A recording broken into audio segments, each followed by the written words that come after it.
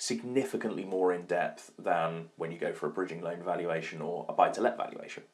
So most definitely, when you're prepping for this valuation, you need to create a valuation pack, because there's just no way that you can't, because you're going to need comparables, you're going to need your schedule of works, you're going to need your schedule of unit sizes, you're going to need your CGIs, your before photos versus your after CGIs, especially if it's a new build or a commercial conversion, because you've got to create this vision for the valuer to see and for them to understand what it is you're going to build. They're also probably going to want to see CGIs of finishes as well, because that's very important. If you're building a 3-bed house, it could be a medium quality finish, it could be a high quality finish, and that could be the difference between the house being valued at 200,000 or being valued at 230, 250. So as well as giving them kind of CGIs as what the development as a whole will look like, be sure to go into a bit more detail about the level of finish, because they're going to want to understand that in order to then put a value to that.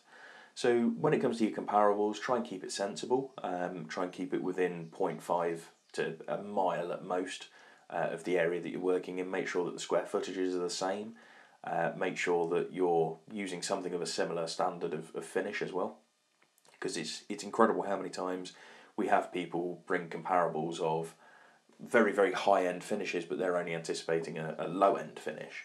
So make sure that it's a similar level of finish as well.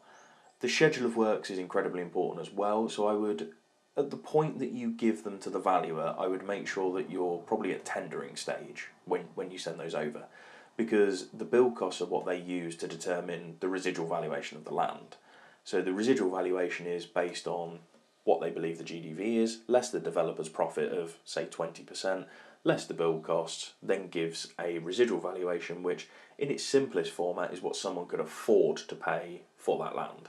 So the build costs need to be pretty accurate in order for them to come up with a accurate residual valuation. And that's what the lenders will use to lend off of when they lend you that sort of 60-70% day one.